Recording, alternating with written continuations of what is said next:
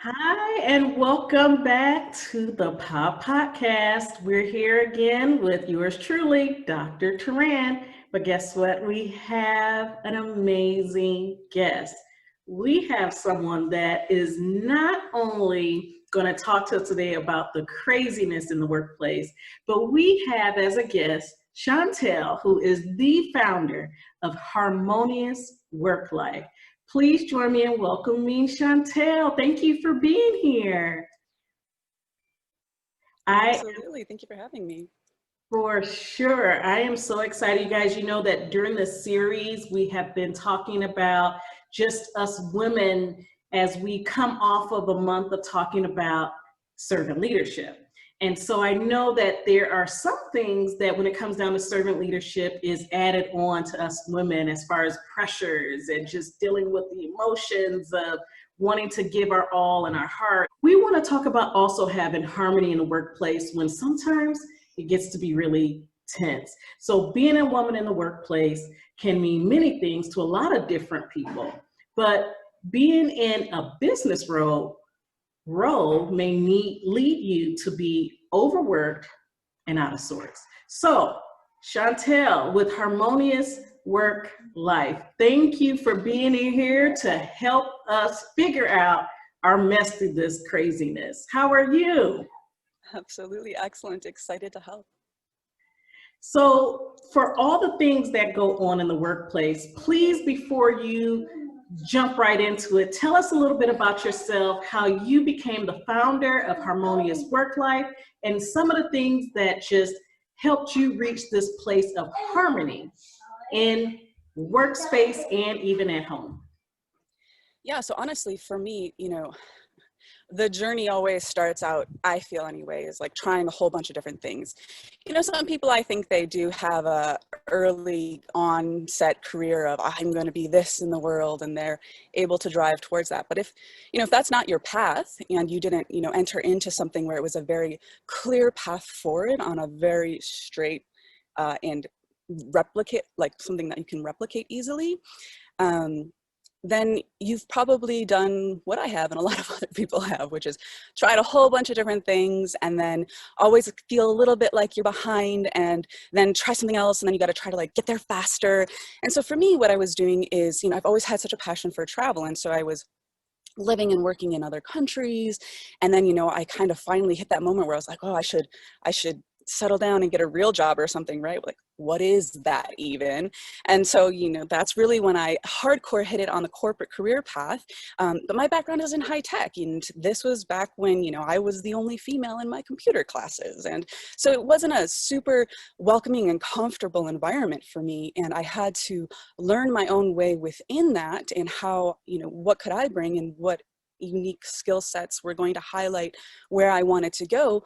But honestly, without having that foresight and entering into that in that manner, without that strategy of knowing, and who has that strategy at 18, at 25, it's beautiful if you do, and I fully did not. And so I was working my way up. I was with one company for nearly a decade, and I got really high up in the company, but I was not compensated. So I just straight up left. And then I was stuck dealing with, well, now how am I going to pivot? How am I going to transition? And so I've been through so many different things. I've been in academia, municipalities, corporate, high tech, Fortune 100. Then I switched over to startups, and then I switched over to having my own consulting career. And through this craziness, so many people have then started to come to me and say, well, how do you do that? How do you keep either shifting or finding your way or refinding your way? Because it's super frustrating. It wasn't easy. And so through that, and through trying to find my own harmony, and again, honor and respect that passion that I do have for travel, without still having to take like 4 months off of a year, right? um, all of that came together to coalesce into now what is Harmonious Work Life, where I help others clarify and find that path for themselves. And I help others find that ability to bring all those different aspects of life together, because we can't say balance, because that gives you like, oh, one's weighing this much, one's weighing this much, and then we have conflict. And so I say harmony to really invoke that, hey, you can bring more aspects into your life. We just have to find that harmonious state which is very unique to you, and how that can all work together to be the most harmonious for each individual person. And I love the fact that you say that it is different for each person, because a lot of times people think, oh, this person recommended this, or this person's therapist told them X, Y, and Yeah. Z, so I'm going to try it. And like, what do you say in regards to helping people understand the depth of the differences with people when you're talking about obtaining harmony versus trying to seek after balance? Yeah, what I try to say to people in that seeking of harmony, because it is so unique and so different, and we really, especially in this society, I feel we have that kind of quick fix mentality. I'm going to pop a pill and I'm going to feel better, instead of like, oh, this is my long-term health path. And it can be really the same in any area. In the mental health realm, as I'm sure oftentimes people, especially online, that they want that quick fix. Like, here's 5 things that you need to do to improve your relationship. And it's just, relationships are tricky. There's 2 people involved, right? And it's tough. And so there's not a one-stop shop. And so throughout all of my programs, in order to assist with that, I really have people first and foremost get to know where they're at first and how they're showing up in the world. Because you can have this perspective of yourself and you can have your own worldview, which we all do, but is that what is actually being reflected back to you? And then if you really get in touch with your values and your preferences, from that place, from that foundation, then you're able to go forward knowing that you're automatically going to be in line with the next steps and the next choices that you make. I really like that you say that, because a lot of times, even right now, when we're talking about the pandemic, there's so much that people really get into when it comes down to something quick. And time is moving fast, and it seems like in every other way, people just want quick. And one thing that I always try to tell people is it takes time. It takes Yeah. building a routine, building, this consistency.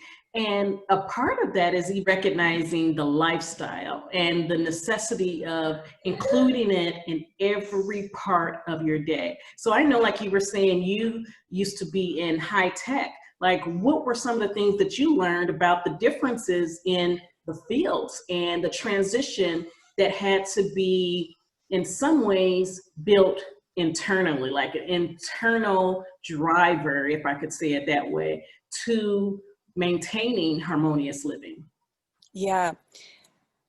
The driver for me really had to be that I had to stop playing into what I thought were other people's expectations of me, because we can think these things all the time, and we do, but when we stop and check ourselves, we're running ourselves ragged.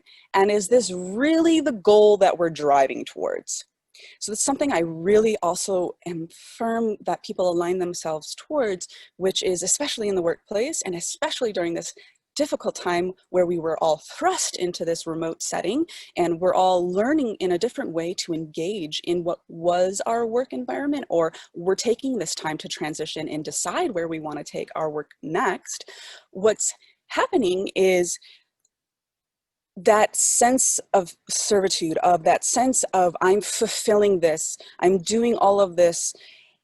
But if you stop and check yourself, what are people actually asking of you? And not only that, but what is actually moving that needle for you? So what accomplishment at the end is going to be the box that was checked off that advanced you in the path, in the direction that you want to go?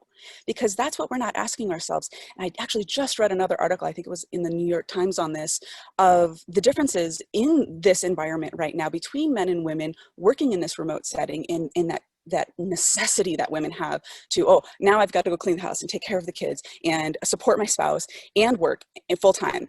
And the first thing that happens in any remote work environment is that people will overwork all the time, 100%. And people think it's the opposite, and it's not. When you're working in a remote setting, the first thing you do is overwork all the time. And so what I support people in doing is finding their best work hours and then allowing themselves to do those other things. But through all of that, ask yourself, not only set the healthy boundaries within your family unit, but also ask yourself, the things that I'm putting and pouring myself into and putting all of my energy into, at the end of the day, what's actually moving anything forward? So did I just like waste the afternoon on laundry when I could have like shipped it out for like $40? Or, you know, did I just spend my whole afternoon doing this task for work, but is that actually what I'm being counted on during my annual review cycle? It's those types of things, just making sure that you're more aligned, because it's very easy to kind of get caught up in, it's not busy work, you know, it's all valid. And that's part of finding your harmony, is validating exactly where and how you're spending your time and owning that. And then asking yourself, is this what's driving me forward? It's having that strategy. It's having that end goal always constantly in mind. You know, even as you know, as a parent, your end goal is to have a happy, healthy individual in the world, right? But all the things that we do, is that honestly at the end, because it's so hard to maintain that perspective. You're dealing with this person all day, every day. Are the actions that you're taking actually fulfilling that?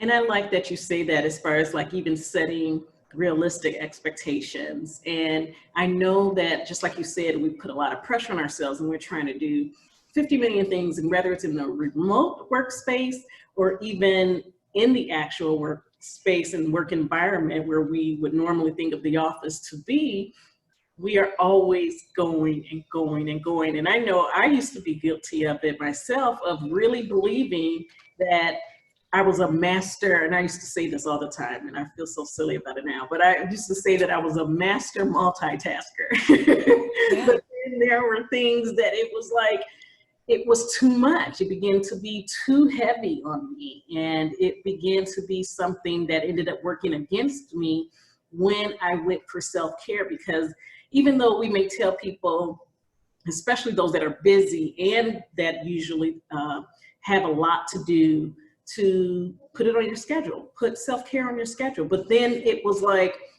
oh, well, I can skip it. I still would skip over it. And it really was just because I was doing too much, as opposed to understanding that the best way that I can be most effective was to be my best self.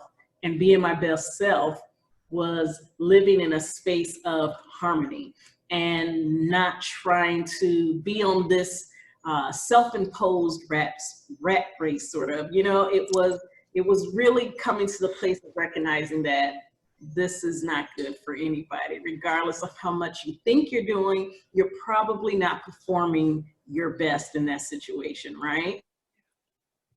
Yeah, how effective are you actually being? And it was such a catchphrase for a while, that ability to multitask and handle all of these different things. And then it just came out that, yeah, multitasking is a myth. Like, just switching so frequently is a myth. And honestly, that's another thing that's coming out during this remote work setting, is the ability to focus in. You know, because we had all of this trend in the open office environment, which that's all you're doing, is you're getting constantly interrupted. So now that you can focus in, this is the great time to really, really build that foundation for yourself and say, okay, I'm going to be doing this one thing. And as soon as that is done, because I know that's the thing that's going to be moving me forward, then I'll move on. It's a great opportunity. Well, well, I even think about some people that, even like myself, you know, you have a kid running around, you're working from home, you're trying to accomplish everything. Like, everything is overlapping, everything is always changing, because it's even more difficult to do one thing at a time. And I just want to like pick your brain to say, well, what do you recommend when it's not as easy to do one thing at a time? Because you Yeah. may have competing priorities, you know, your child or your children, you may have your spouse or your partner there with you. If you have a roommate, your roommate, different things going on in the home, that's now your office space. And doing one thing at a time isn't quite as easy these days. What do you recommend would be a way to really still have harmony, and if it's even possible in that type of environment? Yeah, what I really promote for when you're juggling those competing aspects of your life, because again, it's up to you first and foremost to put importance on each, right? But and of course your children are important, and at the same time you need to have that very clear conversation with, your support group, be that your spouse or your partner or your extended family or whatever that is for you, you need to have that clear conversation with them then. So much of the foundation of what I'm helping people with is honestly clarifying their communications. First, getting in touch with who they are and where they're at, and then being able to have very clear languaging around what their needs are. Because if you can't speak what you need and ask very succinctly for what you need in that time, then you're not going to get it. And what we always do is we augment, we supplement, we say, okay, I'll do this. But what you didn't realize is that you didn't clearly ask for actually what you needed. And then so you supplemented that on your own, and you repeated a past pattern in doing that. But if you would have taken the time to say, yes, my child is my priority, or taking care of a elderly parent or whatever it is for you is a priority. But if you didn't clearly ask your surrounding support group for what you need in that, there's no wonder you're not able to be as effective as possible in what you're trying to put forth in the world. And Right. so you need to sit down and get really clear on what your priorities are, and then very clearly ask for the help you need. And that might just be to your coworkers, right? It might be, I can't take meetings after 3 p.m. or I can't take meetings before noon. And that's okay. So own what you need and then be really clear on asking for it. And that's a really great first step. And I know that as you were thinking about it, as you were saying that, it made me think about what if when you're having those conversations, and of course I'm purposely being a devil's advocate, just so that we can offer more depending on the circumstance for our listeners. What if, okay, they're going to do exactly what you said. They're going to have this conversation. They're going to talk with someone, but what they're saying isn't being well received. And maybe what isn't being well received is due to maybe even a lack of respect or value that's being acknowledged in the person's job. I know that some people had different ideas of what their partner did or what their roommate did, or family member did. And now that they're home, and then this is what's necessary. And there's, for some, like even like myself, it's like there's this grind, and yes, that's the reason why I didn't answer the phone sort of conversation. It's like, this is why I didn't answer, because I've been so consistently busy, and now I'm consistently busy at home and trying to carve out that time. What are some of the things that you could help, or what you advise would help someone sort of counteract these, I don't know, some may consider it like a low blow, or even just a non-acceptance of what someone does, and maybe even devaluing what they do? Yeah. If you are feeling that from your support group or at work or whatever arena in your life that you're getting that not supportive vibe from, and I'll just give a personal example here.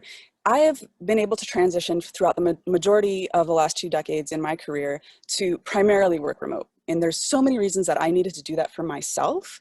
And so that's why during this pandemic that I really targeted and focused on helping people who are struggling in this remote environment, because I recognize that it is difficult. And I recognize that I was able to make that transition a long time ago.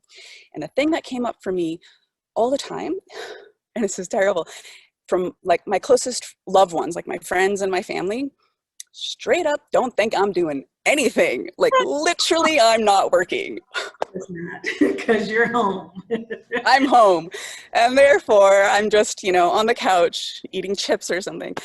And honestly, I'm not going to sugarcoat it. This is something I still deal with in today in my life, because people see the freedom and flexibility that I've been able to build into my career in, coming through consulting and entrepreneurship.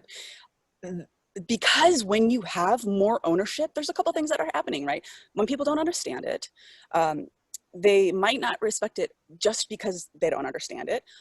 They might be jealous. So there's all of these layers in that reaction that you're receiving. And you're right, it is, we're going to perceive it as this might be not respectful, or, they're not understanding. And that's when you pause and you say, how much do I need this person to get me? How much do I need them to understand? And I have to make that call for myself, especially with my family, all the time. There's just some things, honestly, I don't tell them. I don't explain how I do all of the work that I do, because you have to have a receptive audience at the same time. So don't put it all on yourself that you need to alter everybody's perspective. And you also have to be okay with the fact that people don't always understand you. So again, circling back to exactly being strategic about what boxes do you really need to check at the end of the day, what's going to drive you forward, and then just focus in on those. Because all that other stuff, it's just busy work at the end. If you're trying to convince somebody over here and explain yourself over here and rationalize this over here, it's too much. It's absolutely too much. And so within that, what are the conversations you really need to have? Get really clear on your languaging around those and let everything else go.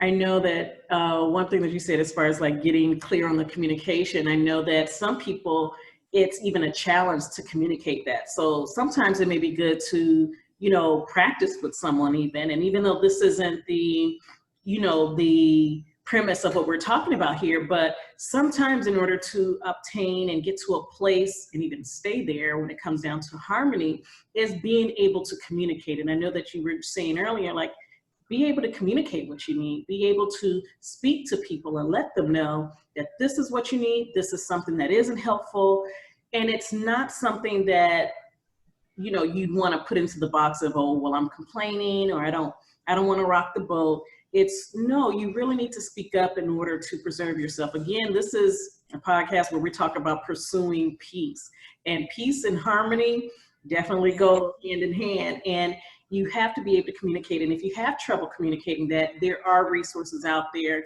to even, you know, handle crucial conversations, or even just the basic ones that just says, you know, I want to stand up for myself and be a little bit more assertive so that I can speak for what I want, get what I need, and it actually helps everybody work better together. So I think that that's really important. One thing that also comes to mind, Chantel, and I want you to just tell me your thoughts on this, is, again, looking at the fact that we're still in this pandemic and a lot of people are having to isolate themselves. One of the things that I've really been wanting to harp on and really highlight is isolation. People are isolated, you know, whether it's because of them self-quarantine or needing to just protect themselves. Maybe they lost their job because of the quarantine. There's a number of dynamics that could lead to why someone is feeling isolated and just not a part of their work teams. And so I want you to just help us and help our listeners really understand how you can really still be in a space of harmony by even overcoming that feeling of isolation and I'm alone and I don't feel a part of a team maybe as much as I used to. Yeah, and the very difficult thing about isolation, unfortunately, is that when you're in that space, it's the hardest time to get out of it, because that's a very deep feeling. And when you're having that, that's not the time that you're feeling extroverted and like, oh, I'm going to go reach out to people. That is the base of the problem. So it's about putting those healthy checks in place for yourself. Be like, okay, I've been working really hard on this project, but have I been communicating my progress on the project to my team? Or I've been stuck on this problem that I've been working on, but have I reached out in just like even it can be just throwing it out there. Hey, this is what I'm working on. This is my current struggle. And you don't, if struggle feels a little bit like, oh, people are going to think I'm struggling, I can't do my job. If that feels too much for you, again, change the languaging, rephrase it just to say, hey, I'm tinkering with this, thinking about this, just want to get some thoughts on it. Can we jive a little? Can we bounce a couple ideas off of each other? And so you need to take that first step for yourself. And I'm recognizing and I'm understanding that when you're in that space, it's the hardest time to do that. But if you just have really healthy checks in place for yourself, like whatever that needs to be for you, maybe it's a twice daily check with your team. You know, this is why in Scrum it's really healthy, because they have the daily stand-ups, because honestly, this is something that's so common, especially for developers in computers, is the lone wolf developer. Everybody talks about this, you know, it's not a phenomenon anymore. It's that you're getting so in your head, you're working so hard and you just want to execute. But if you're not checking that, you know, then you're going to go down a rabbit hole and it might be in the wrong direction. So whatever check, and your team might already have these checks in place for you. Like I said, you might have a Scrum stand up every day. And if you don't have those checks in place, this is a great time for you to champion that for your team. And I'm not saying take this on, I'm not saying put one more thing on your plate, but I'm saying, hey, make the suggestion, try it out a couple times and put those, because there's so many tools and platforms that we can use right now to stay connected. There's no point not to use them. And so once a tool is in place, then you have to be good about saying, okay, now I'm going to utilize this. So if you're using Slack, I'm going to chat to the team and say, this is what I'm working on. This is my progress. This is what I'm pondering. Can anybody give me some feedback? So it can just be super open. But what it's going to do is it's going to get you engaged. It's going to get them engaged, and it's going to get you out of your head. And so put those balances in place for yourself. Reach out and get what you need. Even if you don't feel able to ask for help. I know I struggle with that one. I'm not going to push that on anybody, but put it out there at least. You can't receive what you can't even ask for, Right. And I like that you said that, because I know that some time ago, I think this is when the pandemic first started, I had done a presentation. It was for HR leaders, just with helping people stay engaged and motivated that were working remotely. And so it may not be as much of a challenge, but still some transitioning happening there in the actual office, for the changes that just automatically come with those that may have they're no longer in the office because they're working from home, or 100% the people that are dealing with working at home, that, leaders could even make a point to have like a morning check-in for coffee, doing huddles. I know like in the hospitals, there's like nursing huddles, and, just that concept of huddling and having those times where you check in with your team for like 5-10 minutes. What does the team usually do, or what do you usually do? You normally grab your coffee and like check in. Does the team normally do that? You can still be at home, even though you may have, the kids around, whoever around, and it's understood, and you're not necessarily talking about projects all the time or checking in that regard, but it can just be, how are you doing? Especially because with the pandemic, how are you doing? What's going on? Any way we can help and support you? Are there any times that aren't that good for you? Is it better to have the more intense meeting when your child is taking a nap, or what? Just to have that time for people to remember that we're human, and just like we're even sharing, like work project updates, just to stay in that space of not feeling so isolated, checking in, just like you said, check in and see how people are doing. When you consider if you were really in the office, or consider if you're in the office and the person you usually go to is home, there's texting, there's platforms, that you can get with that person, right? Yeah, it's those water cooler conversations, right? It's kind of a catch, because if you have too many water cooler conversations when you're in person, people are like, oh, what are you really executing on? Yeah, then the moment that we don't have the ability to like be passing our coworkers in the hallway, we're like, oh, we're losing out on all of this innovation that comes from the water cooler conversations. It's like, okay, so let's just be a little bit more mindful about how we engage in those things, right? The tools are out there. They're so commonplace now. Make use of them. But also, this is the time that I really want to support people in saying they get to make their decision now. They don't have to be constantly talking back. Okay, you might have gotten a text, or somebody might have, direct messaged you for some reason, but is this the perfect time for you to be doing the response, right? This is the same thing that we've had to do with our inbox. We've had to say, I'm not going to constantly be checking my email, because then you're not effective in what you're trying to accomplish in your workday. And this is the same with, yes, we want to stay connected. And at the same time, I really promote you to take this time to say, when is your great thinking and heads down work time? Put really happy, healthy boundaries around that. And that doesn't mean that you're cutting yourself off from your team or being unavailable. It just means that you need to be clear about what those buckets of time are for you. And honestly, think about it as an opportunity right now. Right now, you have the opportunity to restructure that for yourself. And so if you don't want to have a meeting before noon, now's the time to start building that into your workday. And as a team coming up with, these are the most effective ways that we can still keep open lines of communication.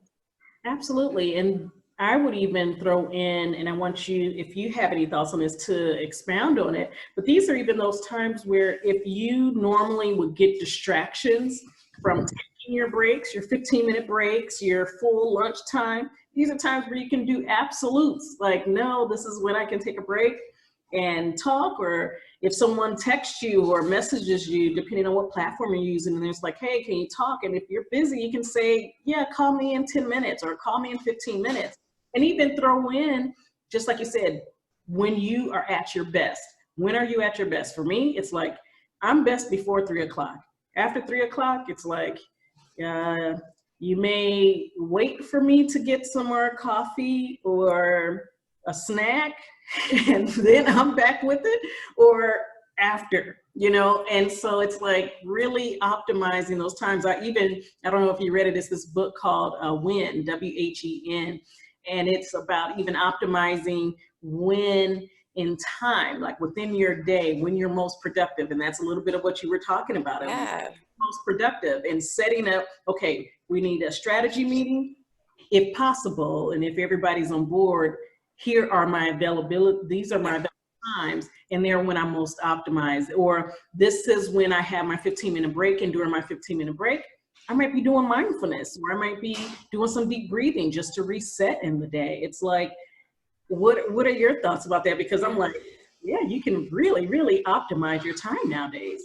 Because the flip of that is, there's another book called Flow by Csikszentmihalyi, and what he talks to is there's that space where you're challenged enough that you're really, really in deep in that thinking mode. You're not struggling to get into your flow. You're not having to be interrupted out of your flow, and you're the most productive.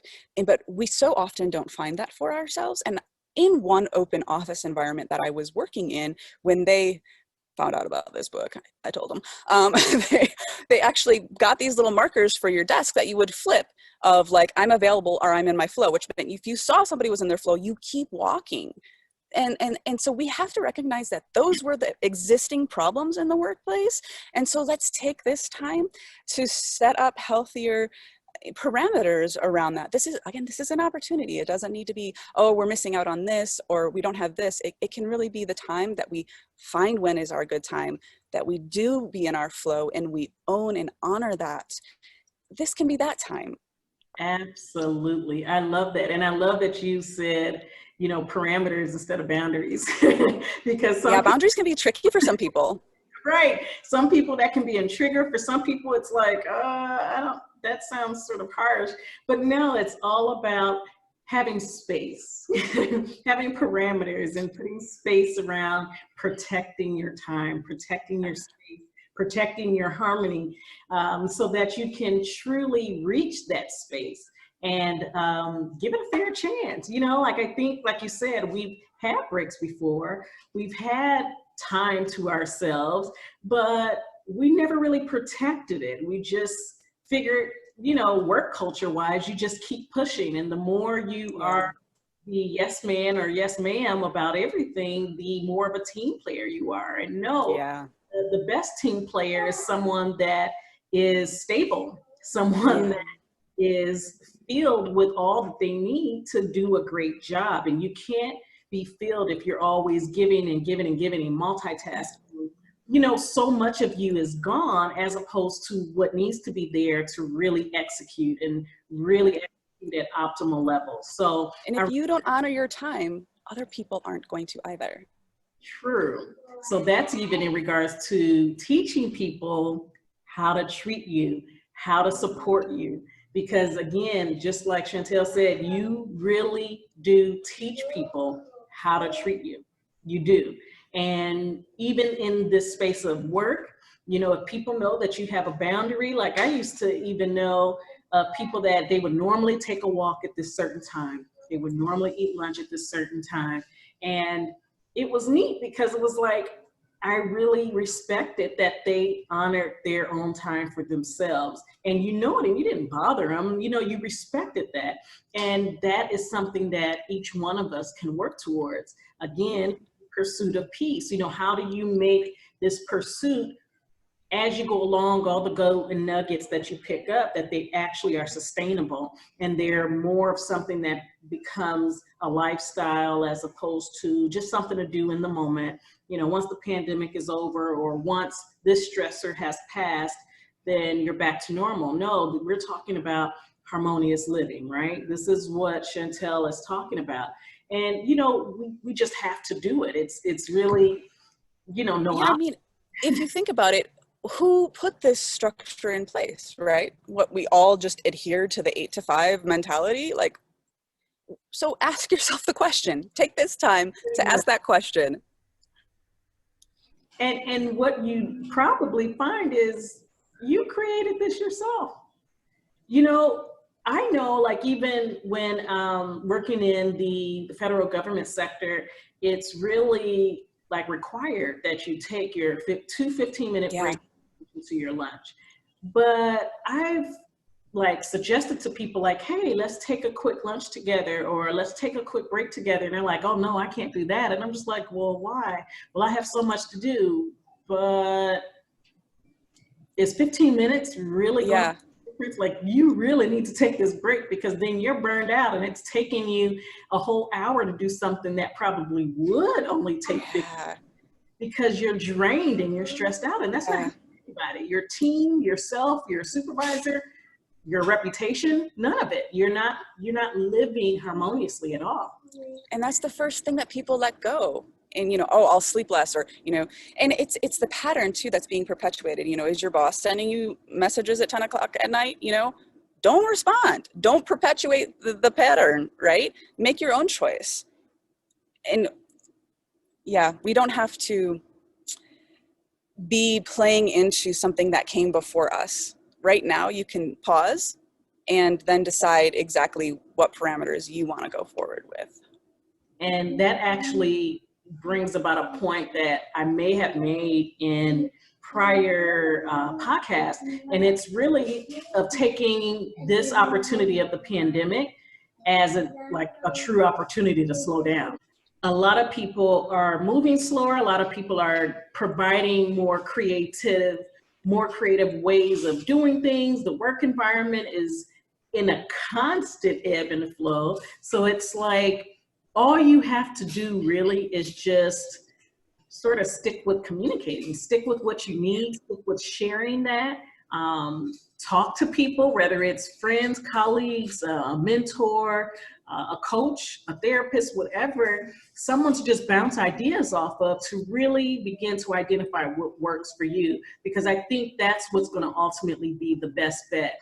Once you identify what you need, then identify how you can communicate it. If you need tools, gain those tools to just move forward because it's ultimately for your good, like truly. Yeah. Yeah, and that's why it's honestly, it's the foundation of all of my programs. And I even have people do this exercise where like I make them go kind of interview people about themselves, which is uncomfortable. I'm going to own it. It's scary and people don't like it, but you know what? At the end of the day, you're opening that up. Not only are you saying, oh, this is how I'm showing up in the world, this is what people actually think of me. And yeah, you got to have, you can't have ego around that. You just have to be receptive and listen. And then you get to realign. You get to say, this is who I really want to be. This is my true authentic self. And then you get to be that. So take the opportunity. Absolutely. I know that we have joked, I'm sure you've heard it a lot too, and maybe have even have said it, you know, it's just in regards to, okay, this is 2020, even though so many people are over it.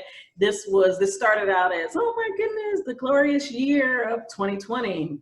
2020 vision, everything's going to be clear. You know, what I've learned in 2020 is this has been a year of truly seeing yourself, truly seeing who is around you, what you do, how you do it, how it impacts who you are, and really an opportunity to really reestablish who you are.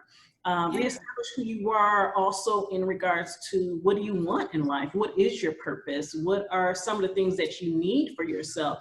And sometimes, you know, you can really blossom based on the environment that you're in.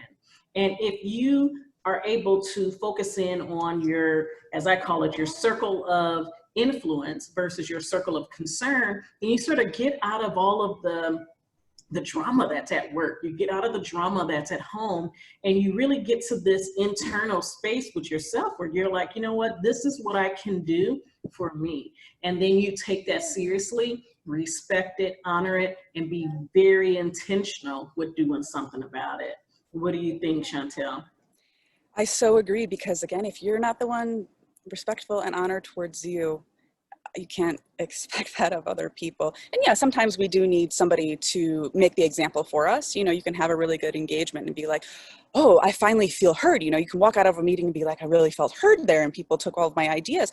And that might have been that you hadn't yet had the opportunity to be in that space. But then you really, really, really need to slow down and say, that was good for me. I want more of that. And I think that's what doesn't happen, is we get so stuck in these patterns of, or, you know, oh, this is okay that it usually goes this way. It's okay that I'm not, you know, I'll say this, or I'll try to say this and I'm not really heard. You know, you okay it to yourself. But you don't need to. You, again, take this 2020 and say, I'm going to make it what I need it to be. I'm going to make this change for myself. And then, but it is taking the time to recognize when it's different. And then how can you replicate that time? And that's another exercise that I take people through, is exactly that. Write it down. Write down what went well, and how can you make it happen again? Yes, that is major. I absolutely agree, because whether it's through journaling, whether it's just, you know, little sticky notes, whatever it is that works for you, do it, write it down. And I've been trying to be more consistent with doing that, but I do know how, like, just amazing it is to watch when you stick to it, write it down, even making it known to people, whether it's in an affirmation, so to speak, to yourself, to other people, to say, hold me accountable. It's truly amazing how when you put it out there, it ends up happening, because you're being intentional. You're being intentional. Intentional, yes. And that Yeah, and leads to results. it does, exactly. If you say this, then you will achieve this, and use whatever tool you need to use, right? I know that a lot of people struggle with journaling, or, you know, the post-it notes, you know, oh, you're great, get it. You know, use whatever. Honestly, I put it on my calendar. I put what I accomplished on my calendar, and I put what I need to do on my calendar, and guess what? I usually end up doing what I need to do, and then it feels like an accomplishment, right? That's a self-fulfilling accomplishment list. So whatever, make it easy on yourself. If you don't need to write a long journal entry, just do what's going to make it easy on you. Find that for yourself, and then repeat it. Absolutely. I love that. And the repeating also was key, because that's how you end up forming a habit. And, you know, once it becomes muscle memory, truly, it's really those rare occasions where you sort of jump off and, you know, go back into your old habits of letting time and busyness overtake you. But are doing it repetitive, like in a repetitive manner, you are really setting yourself up for success, because then it becomes second nature. And then it becomes, forgot it maybe in the beginning of the day. By the time you're getting towards the end of the day, it's like, oh yeah, you know, I need to do this, you know. And so either way, it becomes a part again of your lifestyle and your everyday sort of challenge to yourself to really show up, really create the environment that you need for yourself, whatever that is. But make sure to do it. You know, I always tell people that when they're listening to the podcast, to make sure that they're able to, you know, whether it's type it in their phone in their notes section or jot down some notes, because these things that we share, it's like, it's a matter for meditation. It's a matter of just really marinating in it to, again, for the purpose of making it a part of daily living, because all of these tips go hand in hand with finding peace, whether it's your emotions, whether it's dealing with stressors, you know, whatever comes and goes. There's different situations that happen. I know earlier in the pandemic, what was it? Maybe April or May was Mental Health Awareness Month. And so I know we even talked about grief and loss and different things that come up, but you can still have that space that you preserve for yourself, regardless of what the situation is. And we just want to continue to encourage you guys. And for Chantel, again, I want to thank you for being here. Could you give us any like lasting gold nuggets that you can share with our audience about just maintaining and attaining, actually, harmonious living? Yeah, honestly, I'm just going to build off of your last comment, which is repetition. Think about when you're teaching a child to speak, or you're learning something as an adult. Just remember how many times you need to do it, hear it, be it, before it is that pattern. We don't learn a new word by hearing it once. And so you're not going to hear this podcast and be like, I get it now. I can create harmony and peace in my life. It's okay to give yourself the time to do it again and again and again and again. And then the beauty that's going to come from that is there will be other indicators in your body, or whatever it is. Maybe you are trying to take that break. Maybe you want to go for a run. After you do it and do it and do it, what's actually going to happen is your legs will literally hurt if you don't go for a run.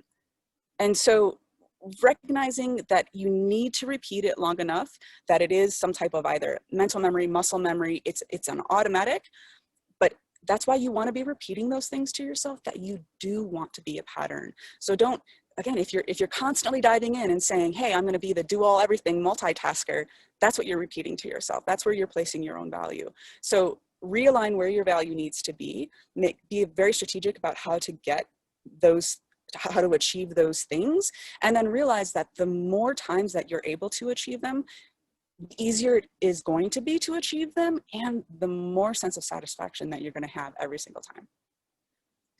Absolutely. And I couldn't have said it better. Thank you. Thank you so much. You guys heard it straight from Chantel, founder of Harmonious Work Life. And as we always do, Chantel, tell us how people can reach you, and if there's anything coming up that they should be aware of, that they would want to take a part in, and how they could even get more information about it. Absolutely, thank you. You can visit me at harmoniousworklife.com, and you can join my mailing list, and I'll send you a whole bunch of fun things about creating your career and finding your harmony. And on there, you can also join my program, which is aligning your career path. And I also, like I said, during the pandemic, did come out with an additional program to help people learn how to transition to being full-time remote. And if you find out that you like it a lot, how to maintain that going forward once we're back in the office space. So happy to help you out with any of those topics. Just be in touch. All right, like she said, go to www.harmoniousworklife.com. And if you have any questions, want to be a guest on the POP podcast by Dr. Teran, or would just like more information, definitely contact us directly at www.officialspconsultinggroup.com. Again, that's www.officialspconsultinggroup.com. This is Dr. Teran, and you've been listening to the POP Podcast. So, of course, tune in, and we will be off, just so you guys know, for the month of September. So just be looking out. We'll be letting you guys know once we're back with new materials, and we'll be excited to keep supporting you during your pursuit of peace. Take care. Bye-bye.